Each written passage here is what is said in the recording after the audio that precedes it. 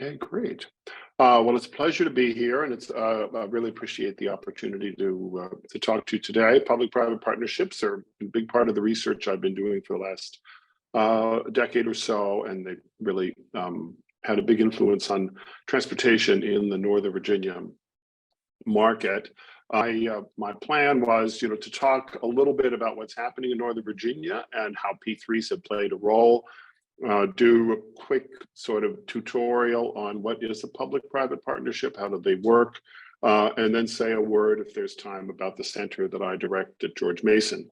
To start, on the role of P3s in Northern Virginia, I had fun this morning sort of trying to figure out how to do this. I looked for a good map that showed these projects, and I really had a hard time finding them. So you are seeing the penmanship and the freehand drawing on this Apple Maps as of this morning, where I sat from Washington, D.C. So and where I'm sitting right at the moment. But in red, you see the major projects that have come into our region in the last 20 years. And I think, is my mouse visible there on the screen? Okay, yeah.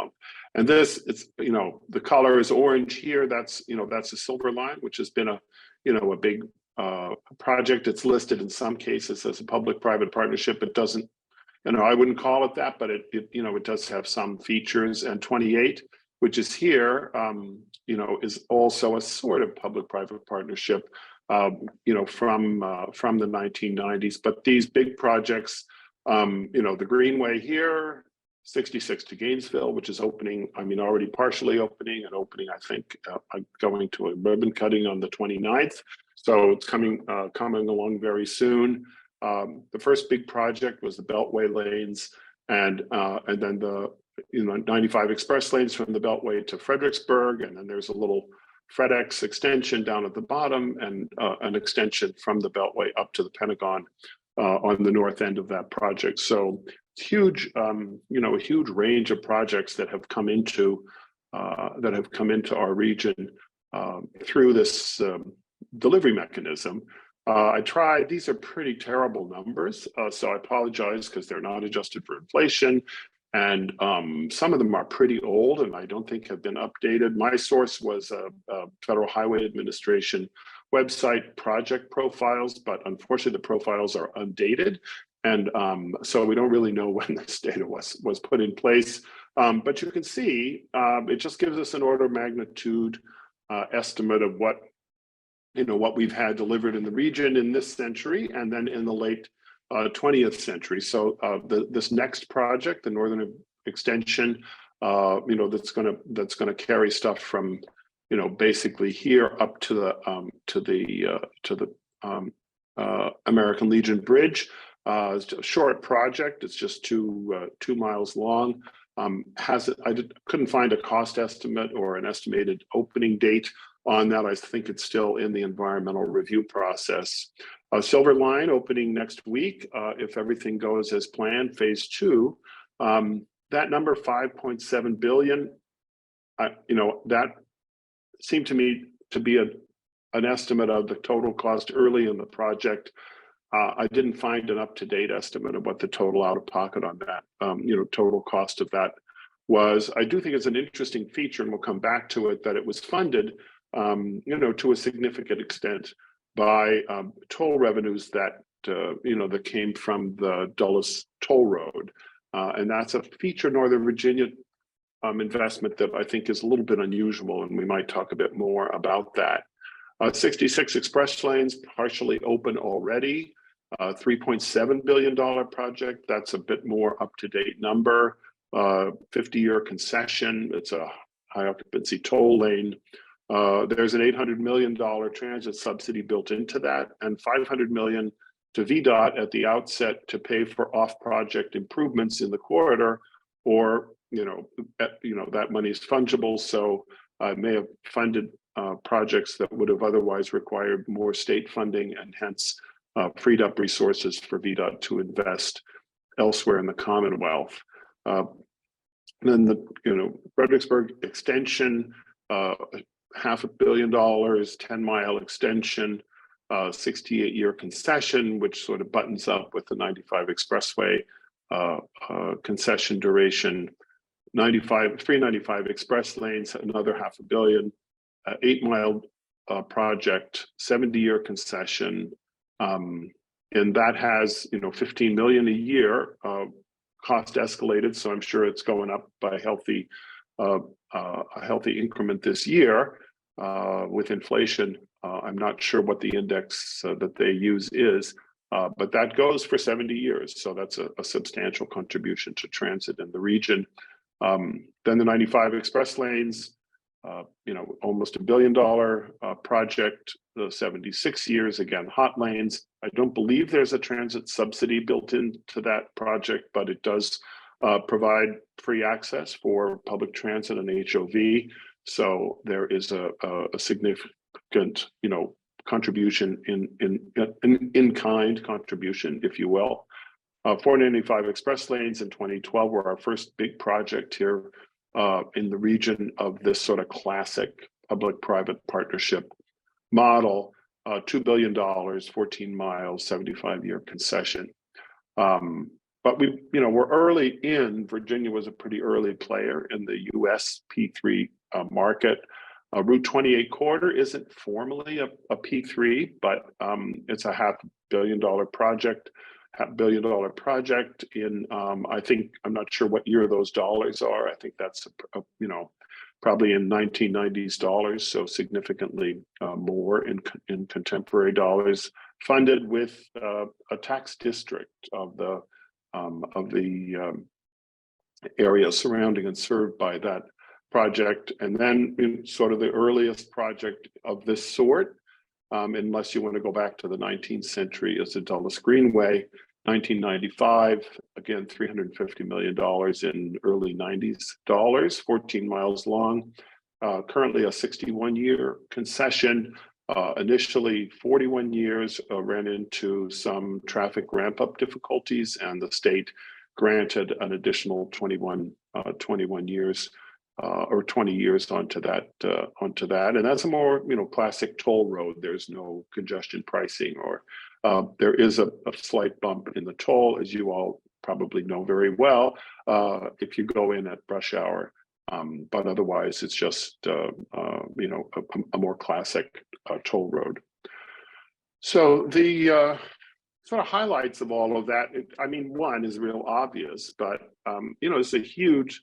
This tolling is a critical form of funding for our region, $7.8 billion in current dollars. So quite a bit more if you inflate those dollars from 10, 15, 20 years ago to current dollar values. I didn't have time to do that for this presentation, but this is a significant investment in highways in our region. And I didn't do a systematic survey, but I think a bulk of the highway capacity additions in our region have come through toll-based extensions. I also mentioned that tolling is a really critical form of regional funding for transit, and that is a bit distinctive and unusual to Northern Virginia. I'm not nearly as common in other U.S. markets. So I sort of estimated the $1.8 billion from the 95 and 66 as a $1.8 billion subsidy over the duration of those things, again, in current dollars. And the Dulles Toll Road support for the Silver Line, also a significant source of funding for that project. And if I'm not mistaken, any cost overruns fall to the toll road revenue source. So those tolls may go up in the future to cover any cost escalation that occurred during the delivery of that project. So P3s, in that sense, have played a huge role. So let me pause there.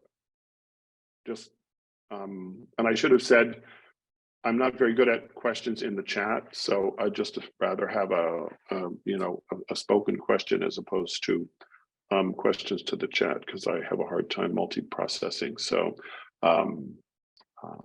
Great. Okay. So quick thumbnail on what is a public-private partnership. I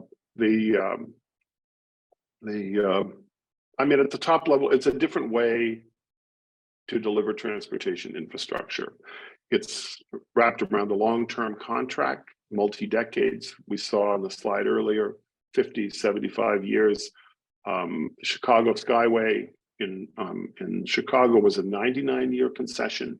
So these are very, very, very long-term contracts. I mean, if you think back 100 years ago, to 1922 and all that's happened in the world of transportation and the world of everything else, it's hard to imagine trying to write a contract that commits you to a certain set of obligations for such a very long period. But that's the nature of these contracts, which is a strength in some ways and also a weakness, something we might talk a bit more about.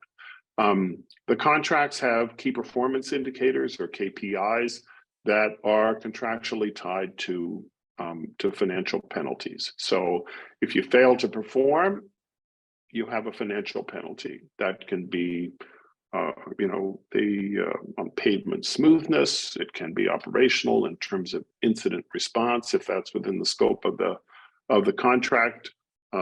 Keeping the roadside furniture, the guardrails, the light standards, in good condition.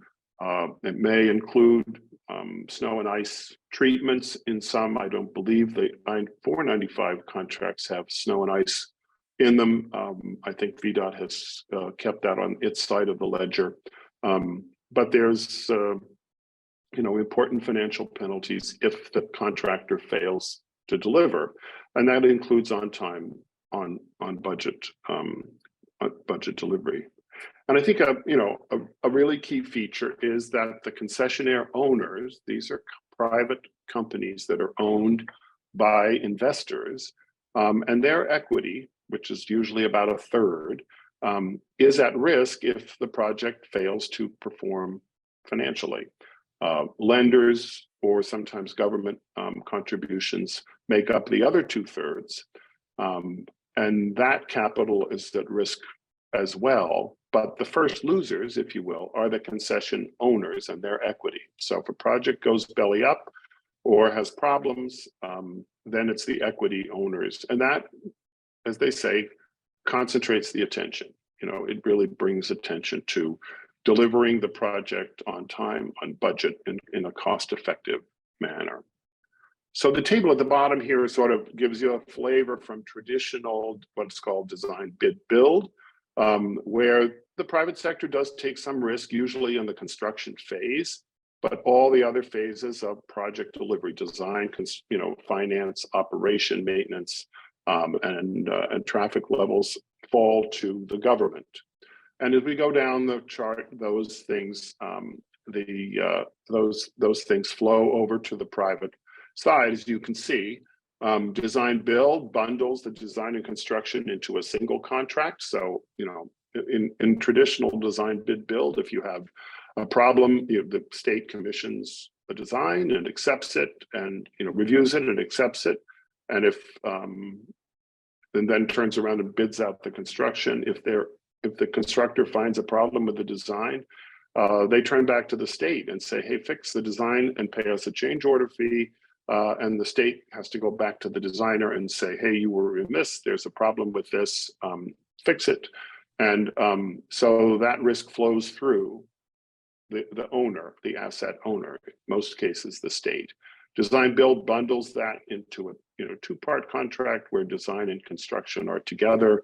Design build finance obviously builds finance into it. The earlier types of projects, if financial markets change, that's on the government to figure it out. And with the design build finance, financial risk goes to the changes in financial market conditions fall on the private side. Design build finance operate is one called availability payment concession, where the concessionaire is not actually taking the risk on project revenue. That's what the purple line is. Public transit projects, Colorado, airport, light rail system is that type of contract. The contractor is paid for making the project available and delivering it and keep hitting its key performance indicators over the duration of the contract. And then finally, and this is what we've used mostly in Virginia, design, build, finance, operate, and maintain a toll concession where the full range of the project is delivered in that way. This sort of digs down into what types of risks are we talking about. So you can see the list there on the slide: scope changes that are owner requested, environmental approvals, permits and approvals, utility relocation. You can see, what the range of risks are. In blue are the risks that fall on the public sector at the left-hand side of the table with traditional design, bid, build. As you move to design, build, the private sector picks up some responsibility for construction, labor disputes, and shares some of the responsibility for other things, DBFOM availability payment, more responsibility on the private sector, and DBFOM demand risk toll is a much greater, but not all, risk on the private sector. So some of these risks are not transferable. Change in law, I'm not entirely sure what was behind the challenges of the purple line. But that project is a P3, and because of a lawsuit that was successful in an unprecedented way, that project was delayed by 11 months in the early stages after the financial, after the money was on the table, and caused tremendous problems for that. That would fall. I'm not a lawyer, and we may have lawyers present who disagree, but I think the claim was that was a change in law that was on the owner, that is Maryland, as opposed to on the concessionaire. Force majeure is usually something that is either on the public sector or shared.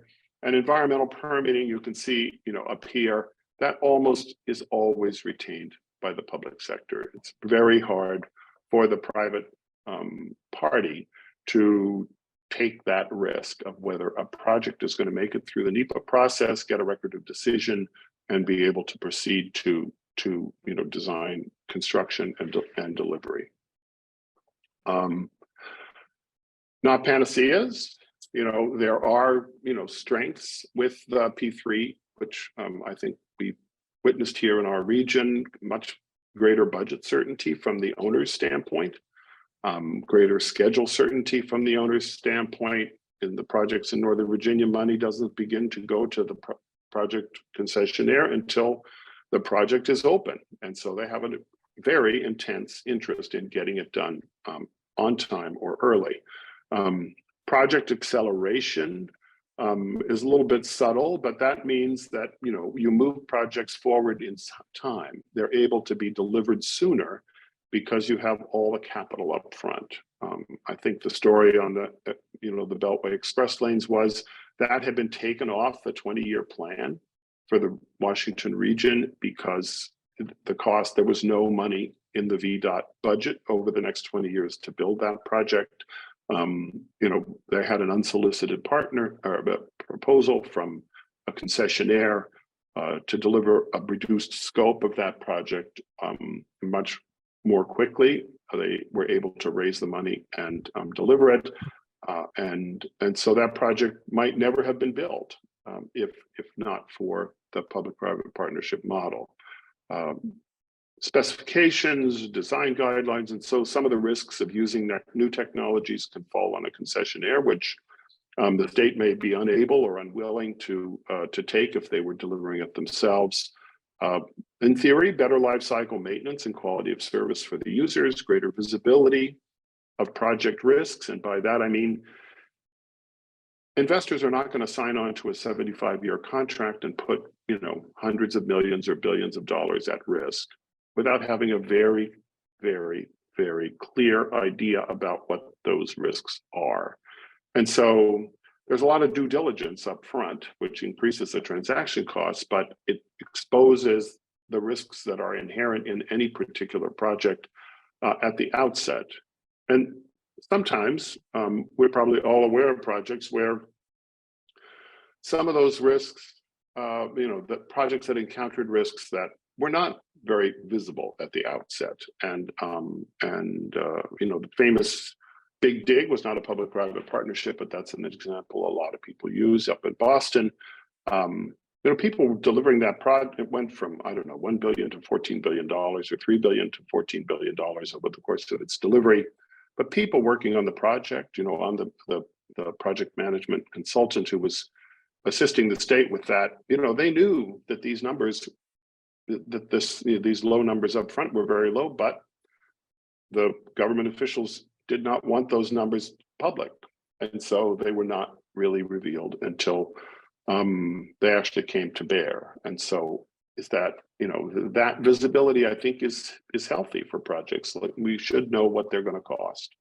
And pardon the typo there, equity capital is typically present up to about a third, a third lenders, maybe 2/3, and government contribution to the project budget varies a bit. Limitations, I mentioned high upfront costs. There's a lot of lawyer advisor fees for the state and for the concessionaires. Certainly not suitable for every project. Once you're into a 75-year concession, if the government says, oh, could you add a feature, it's expensive. It is a very expensive process. So getting the scope fixed early is critical. And for projects where you don't know the scope up front, probably not a good P3 candidate. And the market interest in projects varies. It may be that there's better opportunities to invest in other markets, and it may be difficult to attract market interest in your project. Political risk, I'll talk a little bit more about later, but that's a huge problem for P3 projects. Changes of law, I mentioned. And also, if you do a bad job, if the government does a bad job up front in picking a concessionaire, it can cause enormous, enormous problems. US market picture, we're sort of in the early stage compared to other developed economies. Why is that? Somebody once asked me, and I had a long, rambling academic answer, and somebody else in the audience stuck up his head and said, it's because the US is rich. We've had a very generous federal, particularly in the highway sector, 90% funding is pretty remarkable funding level for something like the interstate highway system. But that's not there anymore. And now we're beginning to look at alternatives, and that's where P3s, since the 90s, have begun to come into consideration.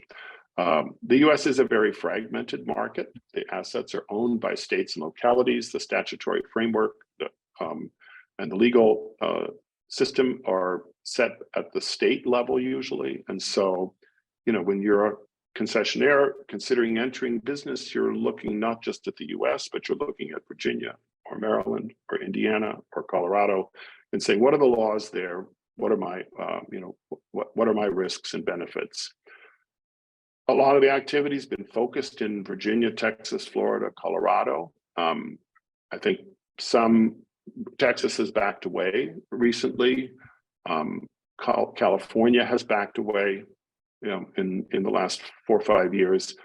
Georgia, Maryland are sort of emerging markets where we've seen strong interest in the last couple of years. I had mentioned political risk. It's huge, people in the industry say it's the largest risk in the US market. Project cancellation is very expensive for the concessionaires. If you invest millions, really millions of dollars in developing a proposal, and then the project is canceled before the contract is awarded, it's a big loss. And so market interest is going to be determined by the likelihood that a project is going to go through the full procurement process to final award. I wouldn't say the concessionaires don't mind losing if it goes to final award. Of course, they would rather win, but it's, it's very frustrating to have millions of dollars on the table and then have the government say, oh, maybe next year, and that can be a problem. We're seeing change of leadership in Maryland right now. What's the fate of the Highway P3 proposal that Governor Hogan has been promoting? Will the new governor continue to support it? There's a lot of political risk in that particular state, but I think that's sort of to generalize. And this political uncertainty, it really fosters what I call, delay by any and all means. Anything you can do as a project opponent to oppose a project, might give you time until a more sympathetic regime is in power, and you can get the project altered, canceled, or significantly delayed. And so it's a problem in our U.S. system because we have a lot of checkpoints in the way we deliver projects. For our region, I guess I would say, P3s have afforded us the power of self-determination. We're a rich market, very prosperous, lots of disposable income, and generate a lot of wealth for the state and the region and the country. That's allowed us to attract substantial amounts of private capital to accelerate our projects.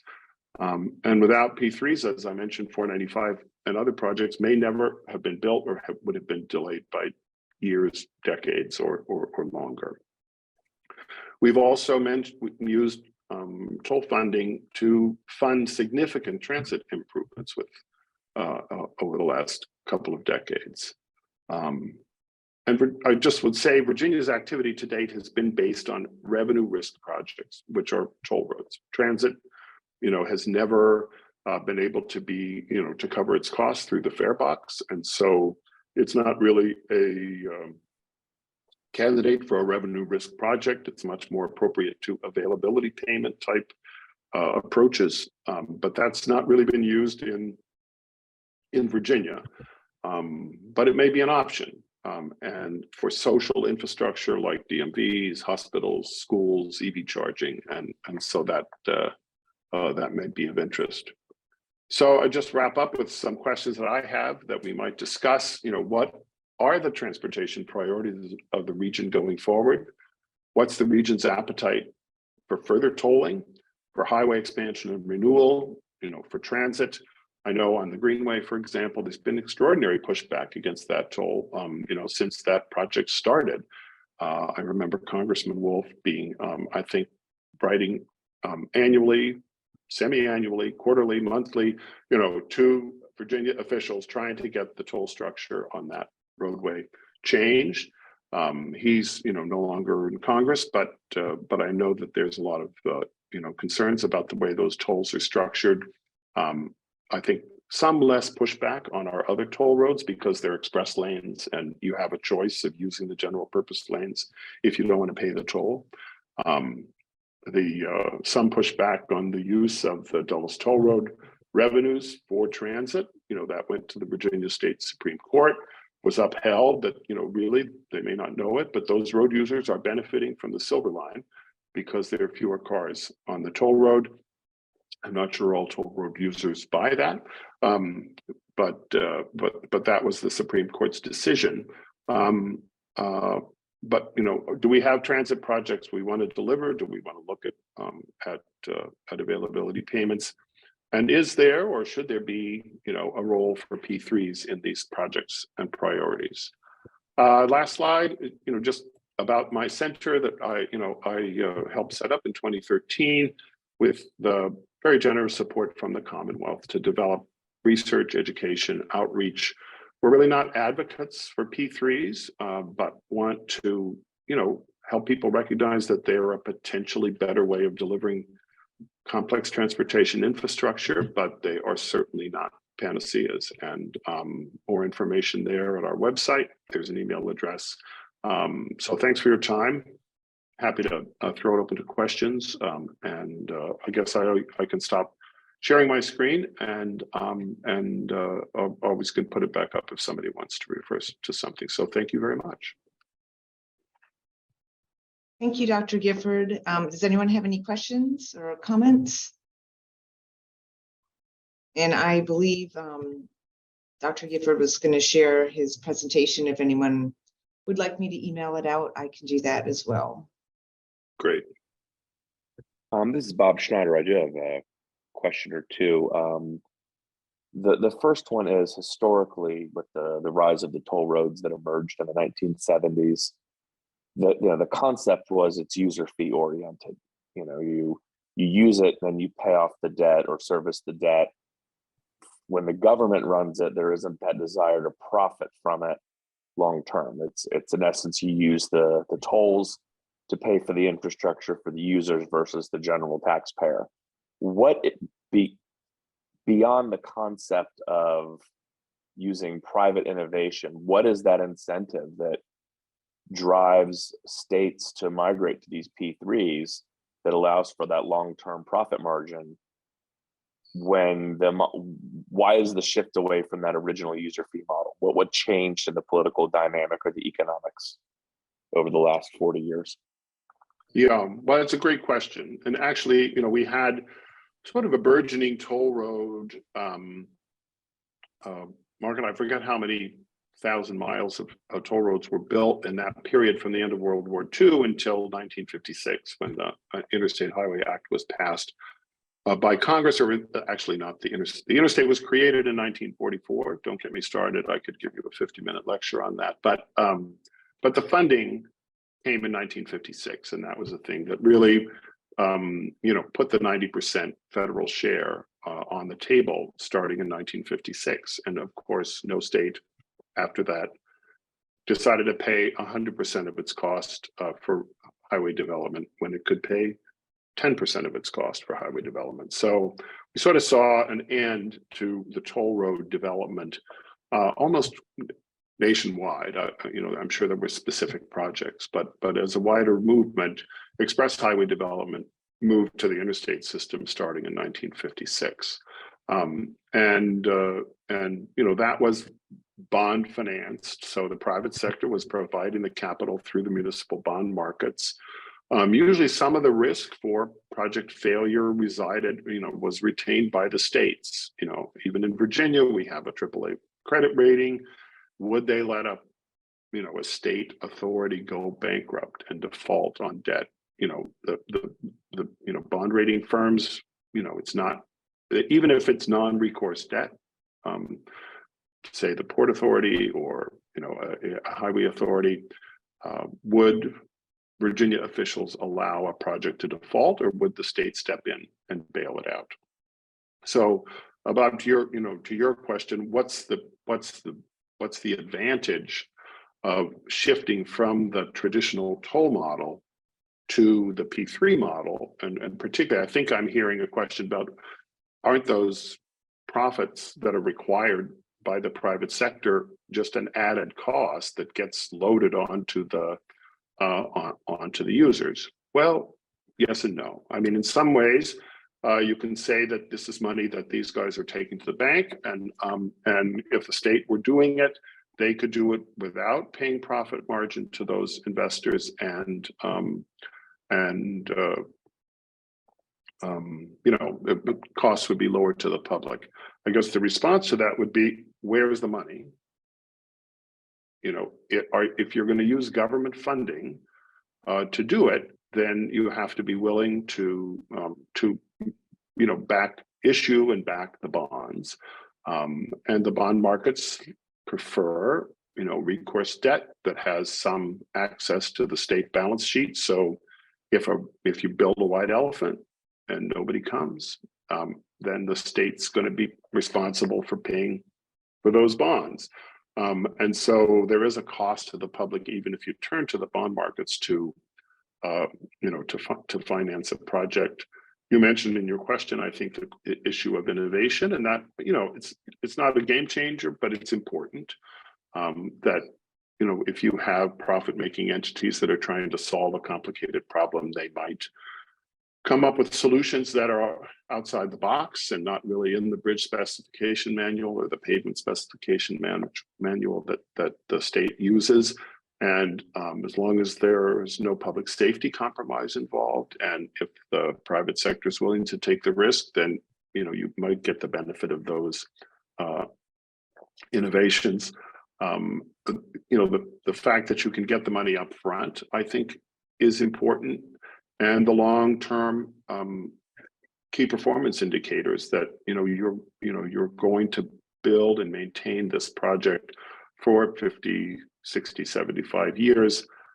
States, for all their best intentions, are subject to budget cycles, and VDOT's road maintenance budget is snow and ice and pavement maintenance. So when a bad snow and ice year, you may have to defer your pavement maintenance, or some of your pavement maintenance, to the following budget cycle, because you just don't have the money and you have to clear the roads.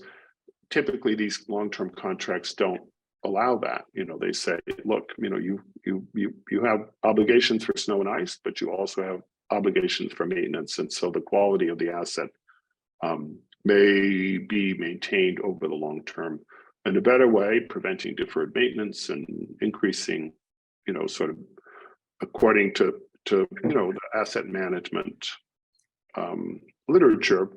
It's much higher cost to defer maintenance and then rebuild than it is to maintain and in a state of good repair over the duration. So, Bob, I don't know if I successfully avoided your question, or did I actually get it? No, that was great. And so my doctorate's in political science, and I'm actually quite critical of. I have a love-hate relationship with P3, because I think it really does bring a lot of great private sector innovation, but also not in Virginia, fortunately, but other states have just used it as a excuse for elected officials not to raise taxes. It's a push to get it off onto someone else, so that Right. it becomes they're shifting it from the responsibility of the government, which it's ideally supposed to be for group benefit, where we all enjoy the fruits of the effort, to, okay, well, I'm not going to raise the taxes for everybody, but everyone's going to pay the taxes through a user fee, like it or not, kind of like a gas tax, something like that. The other thing I just wanted is just I don't know if you're familiar with it, but P3s are actually huge in Europe in mass transit.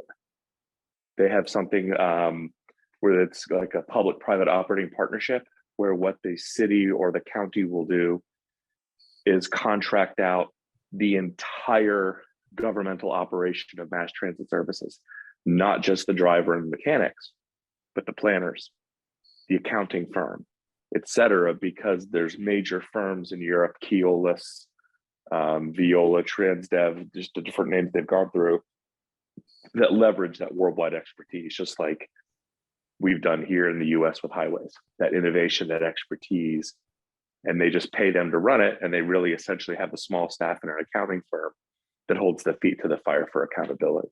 So I really appreciate the presentation you gave. And it has a lot more to do with mass transit, ironically, than one would typically think, especially when building rail projects. Well, I think those are. I mean, I absolutely agree. Canada is another country that has, used P3s for public transit a lot, and in a really creative way, and they're much more advanced in their, sort of procurement policy than we are here. I will say that, if you look at something like the Indiana Toll Road, which was one of the first, P3s to go to market in, 2006 or something like that. The brownfield contract, so called, meaning that you had an existing highway that was built in the 50s in the toll road era. It, was not in a great state of repair. They had not instituted, electronic tolling. It was a government-appointed board that, managed the authority, and they were reluctant to raise tolls, and so the toll revenue wasn't sufficient to support, the technological investment and innovation that they needed. Governor Daniels, Mitch Daniels, sold this concession off, a 75-year concession, for $3.8 billion, a huge amount of money. Indiana was the only state that had a fully funded transportation program in the country, I think, for several years on the basis of that, of that money. And of course, the investors came in, raised the tolls, invested in electronic tolling as they were required to do. They did go bankrupt. They lost, $800 million in the first round of bankruptcy.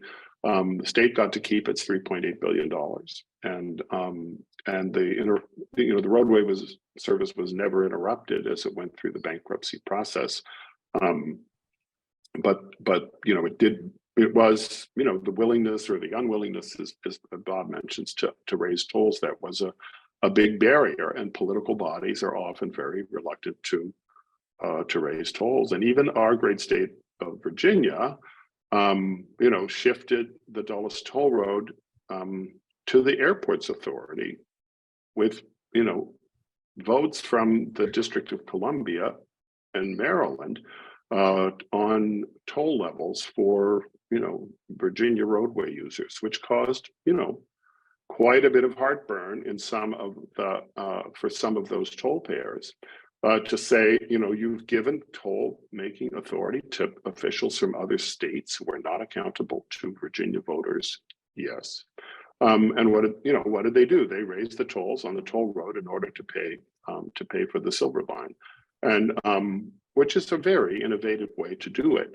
But it does, speak to your point about political accountability for raising tolls and taxes on state-owned assets or state-operated and managed assets.